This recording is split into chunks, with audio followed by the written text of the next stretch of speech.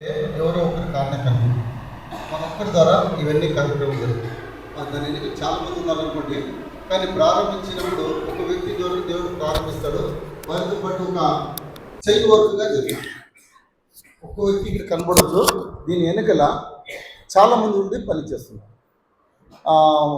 మా కర్ణాటకలో ఆయా స్థలాల నుంచి ఇట్లా మా ప్రాంతాల్లో ఉండే విశ్వాసుల కొరకు మన సహోదర సంఘ చరిత్రని చెప్పి వాళ్ళు బలపరుస్తున్నాం కదా, మీ ప్రాంతంలో మీరు ఎందుకు చేయకూడదు అని చాలామంది ఫోన్ చేసి అడిగారు. ఎవరో ఒకరు అడగాలి, ఎవరు చేయాలి కదా, అంత స్తోమత మాకు లేదన్నా అని మేము చెప్పాము. మీరు చేసి మేము మీ దగ్గర వచ్చి పాలు పొందుతాం అన్నాం. ఈ కుడికి మాకు తెలియదు. తర్వాత నేను మా బ్రదర్ దీపక్ ఉన్నాడు, దీపక్ దగ్గర ఈ విషయం నేను మొదలు పంచుకోండి. బ్రదర్ ఒకే మాటనే, ఇంతమంది సంఘాల సహోదరుల కొరకు మనం చేసి చాలామంది మీరు ముందు పదండి అని చేయండి, కార్యక్రమం చేయండి అన్నాడు. తర్వాత మన సహోదరులు, బాధ్యతకి వెళ్ళిన సహోదరులు, ఐక్యతలు ఉండే సహోదరులు అందరితో మళ్ళీ పంచుకున్నాం. వారందరూ కూడా బ్రదర్ చేయాలా, మన విశ్వాసుల కొరకు మనం చేసి తీరాలంటే ప్రతి ఒక్కరు కూడా భుజానికి భుజం ఇచ్చారు. వారి భుజమే వారి సేవని ఈరోజు మనం అందరికీ కలిసి ఈ చరిత్ర మనం తెలుసుకోలేదనుకోండి, మన పిల్లలు మన బిడ్డలు ఎవరే కానీ బ్రదర్ చరిత్రలో నిలవలేరు. అందుకొరికే అందరూ రావాలని మేము చేశాము ప్రార్థన. దేవుని చిత్రం నుండి వచ్చారు, కానీ అమూల్యమైన ఇంకా రెండు సంఘాల చరిత్ర ఉంది. అది ఇనుకున్నట్లు వెళ్ళిపోయారు. అది ఉండకూడదండి. దీన్ని ఇప్పుడు ఇది చేస్తున్న దీని వెనక ఎంత ప్రయాసం ఉంటుంది ఒకసారి ఆలోచించండి. ఇంత ఖర్చు చేస్తుంది, మొదటి ఏం లేదు, జీరో. ప్రభు పైన ఆధారపడి ప్రభు ఒదిగిస్తాడు, ప్రభు చేస్తాడని ఆ ఉద్దేశంతోనే మేము చేసుకుని వెళ్ళాము. ఎవరిని మేము సహోదరులు కూడా చెప్పాము, మనందరూ తలా కింద చేసుకొని మనం ఈ కూడికని జరిగించాలని. ఏ సంఘం నుంచి కూడా మేము డిమాండ్ చేయలేదు. మీ ఆత్మ ప్రేరేపణ, విశ్వాసాల క్షేమాభివృద్ధి కొరకు మీరు ఎంత ఇవ్వచ్చు, ఇవ్వకుండా కూడా మీరు వచ్చి పాల్గొందని చెప్పారు. ఇది దేవుని ఆత్మకార్యం. అందుకు దీన్నే చరిత్ర అంటారు. మనందరూ కూడా ఈ 200 సంవత్సరాల చరిత్ర వినడానికి దేవుడు ఈ మంచి అవకాశం ఇచ్చాడు. దేవుడికి మనం అందరూ కూడా స్తోత్రం చెల్లించాలి. మన బళ్ళారి ప్రాంతంలో జరిగిన ఒక చరిత్రని నేను కొంచెం క్లుప్తంగా చెప్పేస్తాను. దైవజనులు ఎస్ ప్రభుదాసాయి గారు, కడప జిల్లా. ఆయన 1940 సంవత్సరంలో అనంతపూర్ జిల్లాలో ఉన్న దైవ సేవకులైన సైలస్ ఫాక్స్ గారు, అగ్రిపరాజు గారు పరిచయముగా ఉండి ప్రభు సేవలో కొనసాగుతుంది. ఎవరు? మన ప్రభుదాసాయి గారు అనంతపూర్లో ఉండి ఫాక్స్ గారు, అగ్రిపరాజు గారు వారు చేస్తున్న వాళ్ళతో పాటు కొనసాగుతుంది. వారు దేవ దాసులైన ఎస్ ప్రభుదాసాయి గారు, మరి పాల్ గుప్తా గారు, వీరి ఇరువురు సమకాలికులు ఉన్నప్పుడు కూడా అనంతపురం నుండి వచ్చి మన బళ్ళారి ప్రాంతానికి ఈ చుట్టుముట్లుండు ప్రాంతంలో ఎస్ ప్రభుదాసాయి గారు మరి పాల్ గుప్తా గారు వచ్చేసి ఇక్కడ అనంతపురం నుంచి వచ్చి బళ్ళారి హెడ్ క్వార్టర్, అప్పుడు ఆంధ్రలో ఉండేది కర్ణాటక, ఇది బళ్ళారి జిల్లా, అప్పుడు డిస్ట్రిక్ట్ హెడ్ క్వార్టర్ ఇది ఆంధ్రకి చెందింది.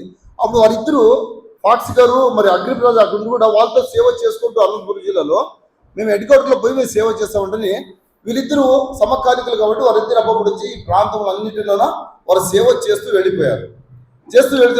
వస్తున్నప్పుడు పాల్ గుప్తా గారు ఏం చేశారు, చెన్నైలో హిందుస్థాన్ బైబుల్ ఇన్స్టిట్యూట్ అని వారు ప్రారంభించారు. ఈ ప్రభుదాసాయి గారితో నేనయ్యా ఈ చెన్నైలోనో బైబుల్ ఇన్స్టిట్యూట్ నేను ప్రారంభిస్తాను, అక్కడ పోతానని ఆయన అక్కడికి వెళ్ళిపోయాడు. అక్కడికి వెళ్ళిపోయిన తర్వాత ప్రభుదాసాయి గారు సేవ భారము కలిగి బైబుల్ ట్రైనింగ్ పొంది వచ్చిన తర్వాత ప్రభుదాసాయి గారి దగ్గర సేవ చేస్తున్నప్పుడు వీరు ఎవరు హెన్రీ నెరెల్ గారు 1944లో ఈ ప్రాంతంలో వారు కూడా క్షమించాలి, ప్రభుదాసాయి గారు వచ్చేసి ఆ ప్రాంతంలో వచ్చినప్పుడు హెన్రీ గారు కూడా 1949లో వచ్చారు. ఎక్కడికి? బళ్ళారికి వచ్చారు హెన్రీ గారు వచ్చినప్పుడు క్షమించాలి, అక్కడ వచ్చేసి ప్రభుదాసాయి గారు బైబుల్ ఇన్స్టిట్యూట్ చేశారు. వీరేం చేశారు, ప్రభుదాసాయి గారు ఇక్కడికి వచ్చేసి బళ్ళారిలో ఉన్న పాక్స్ గారికి వాళ్ళు చెప్పేసి నేను బళ్ళారిలో పోయి సేవ చేస్తాను అని చెప్పారు. ఎవరు? హెన్రీ ప్రభుదాసాయి గారు. అప్పుడు హెన్రీ గారు ఇక్కడ వచ్చారు. ప్రభుదాసాయి గారు వచ్చేసి మొట్టమొదటిగా 1944లో మరి సిస్టర్ బర్డర్ అనే ఒక ఇంటిలో ఆరాధన ప్రారంభించారు. బర్డర్ అనే ఒక సహోదరి ఇంట్లోన ప్రభుదాస్ అయ్య గారు ఆరాధన ప్రారంభించారు. ప్రారంభించిన తర్వాత అక్కడ ఎస్ ప్రభుదాస్ అయ్య గారు కూడా బళ్ళారిలోనో హుబ్లీలోనో మరి చుట్టుపక్కల గ్రామంలోనూ సేవ చేసేవారు. డేవిడ్ నెరల హెన్రీ గారు సేవ చేస్తున్నారు. ప్రభు సేవలో ఆసక్తిగా కలిగిన వారు. మరి ప్రభుదాస్ అయ్య గారు వీరు హెన్రీ గారు మరి వారిద్దరు కూడా సమకాలీన తర్వాత పని చేస్తూ ఆ సిస్టర్ ఇంట్లో ప్రారంభించారు.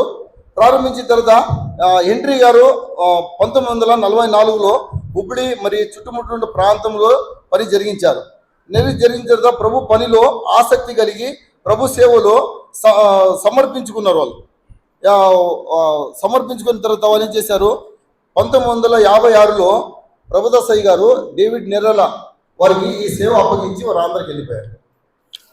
1956 నుంచి 87 వరకు హెన్రీ సల్మోన్ అయ్య గారు వారు ఈ చుట్టుముట్టు పక్కలో గ్రామంలో వారు సేవ చేస్తూ విరివిగా దేవుని చేతిలో వాడబడుతూ హెన్రీ అయ్య గారితో పాటు మన దైవజనులు కోటేశ్వర అంకుల్ గారు, మరి దైవజనులు దేవదానమయ్య గారు, దైవజనులు టి యేసుదాస్ అయ్య గారు, మరి బి కృష్ణమయ్య గారు, మరి సంఘ పెద్దలు, సేవకులు, సహోదరులు కలిసి పని చేస్తూ ఈ ప్రాంతంలో మంచిగా వాడబడిన దైవజనులు. వారు కడపకు వెళ్ళిన తర్వాత వీరు 1956 నుంచి 77 వరకు సల్మోను హెన్రీ గారు పని సేవ చేసి ప్రభునందు నుంచి వెళ్ళిపోయారు. మరి ఆ తర్వాత ఇక్కడ వచ్చినప్పుడు దైవజనులు కోటేశ్వర అంకుల్ వారు 1958లో ప్రభునందు విశ్వాసం నుంచి 62లో మైన్స్లో వాళ్ళు ఉద్యోగం చేశారు. ఉద్యోగం చేస్తూ వారు ఉద్యోగపరంగా వారు 1973లో నా సంవత్సరంలో జాబ్కి రిజైన్ చేశారు. కోటేశ్వర అంకుల్ జాబ్ చేసి రిజైన్ చేసి వారు దేవుని సేవ కొరకు వారు ఎక్కడికి వెళ్ళారు, అద్దంకికి వెళ్ళిపోయారు. 5 సంవత్సరాలు అద్దంకిలో ఉండి మరి అక్కడ సంఘము ప్రార్థన చేసి వారిని నువ్వు ఎక్కడి నుంచి వచ్చినావు అక్కడికి వెళ్ళాలంటే వాళ్ళని మరి బళ్ళారి పంపించారు.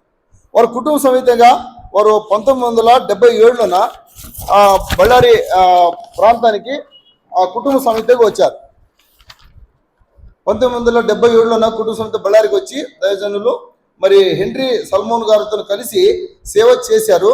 రాజదుర్గ ప్రాంతము చుట్టుపక్కల ప్రాంతాల్లోనూ దేవుని సేవ చేసినారు వాళ్ళు.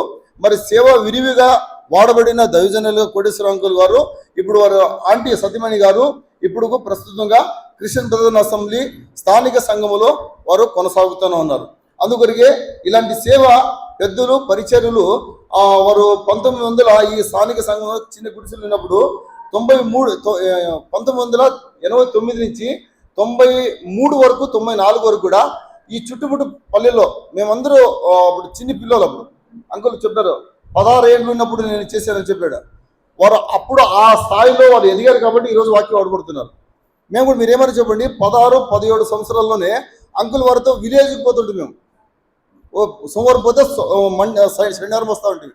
అప్పుడు వారి చేతిలో వారు చెప్తున్న చేసిన అంతా అప్పుడు వినిందే ఈరోజు ప్రభులో ఈ రీతి మనం కొనసాగుతాం.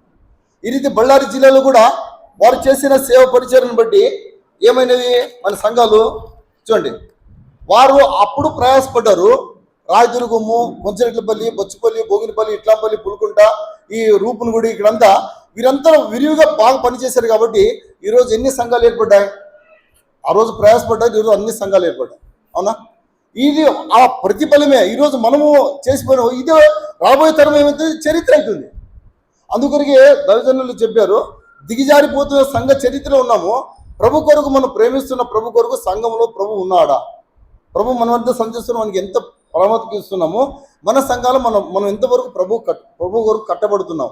అందుకని ఇక్కడ చూసినప్పుడు షారోన్ క్రిస్టియన్ బ్రదర్స్ అసెంబ్లీ, మరి Christian Brothers Assembly Kandepalli, Christian Brothers Assembly Raghavendra colony, Hebron Assembly,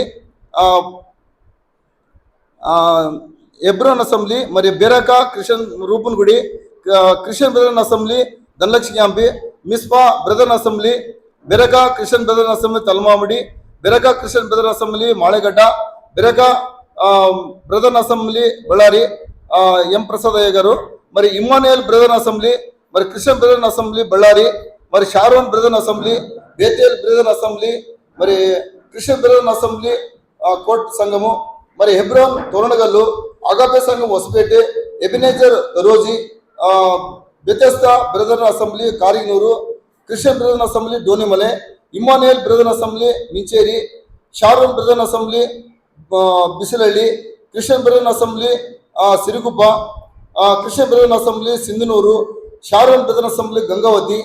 మరి ఈ యొక్క సంఘాల్లో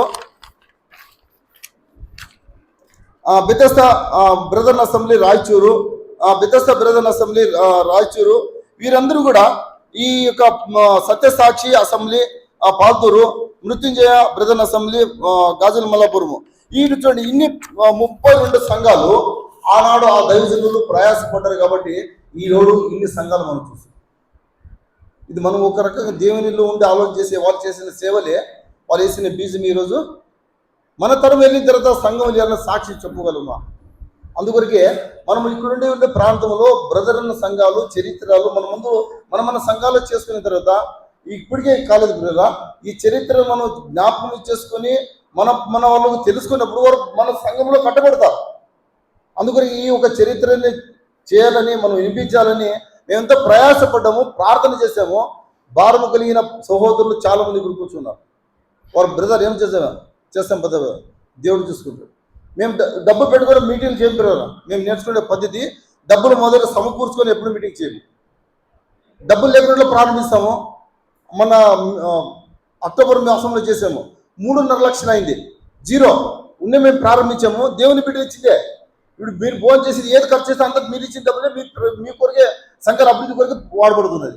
అందుకని ఇంక ముందు రాబోయే దినాలు కూడా ఈ చరిత్ర మన వాక్యంలో కట్టబడి దేవుని కొరకు కొనసాగాలంటే మీ అందరూ సహకారము, మీ అందరూ ప్రోత్సాహము చాలా అవసరం.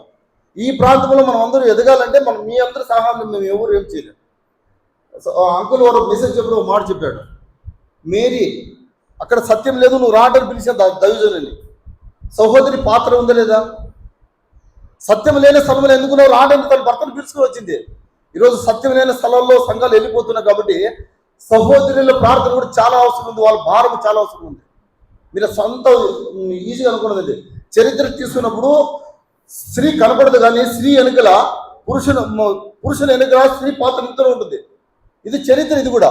అందుకొరికే చాలా జాగ్రత్త కలిగి ముందున్న సమయంలో దైవజనులు మనకి వర్తమానం అందిస్తారు. ఈ చరిత్రను మీరు జ్ఞాపకం చేసుకుని ఇలా కుడి కొరకు, ఈ కుడికి ఎంతో ఖర్చు అయినది. మీరు ఇస్తే దీవించబడతారు, ఈ కొండ కూడా ఏం చేయలేము. మేము ప్రార్థన చేసేవారు, చెప్పేది మా వంతు మేము చెప్పినాం. అందుకని అంత మట్టుకే. ఎందుకంటే ఇస్తే సమృద్ధిగా మనం అన్ని కళ్ళు జరిగిపోతాయి. వీళ్ళు అనుకోండి 2-3 పైన భారము సహోదరులు చేసుకొని పోతాం. దీవెనలు ఎవరికి వస్తాయి? మీకు దీవెన వారు ఇచ్చిన దీవించబడతారు. అవునా? ఎవరు ఇస్తారు? వారు దీవించబడతారు. అందుకనికి మేము కేవలము ప్రకటన చేసేవారు. కూడికి ఉంది చెప్తాం. మీ ఆత్మ ప్రేరేపణను బట్టి ఇప్పటికి కాదు, రాబోయే దినాలు కూడా సహోదరులందరూ మేము మాట్లాడుకుంటున్నాము. కుటుంబ శిబిరాలు, ఫ్యామిలీ కాన్ఫరెన్స్ చేయాలంటున్నది. ఈ విషయంలో కూడా మీరు ప్రార్థన చేయండి. దీని అంతా మీరు ఏకీభవించాలి. ఈ సమయం ఇచ్చినందుకు నేను వందనాలు చెల్లిస్తూ మరి సోదరు గారు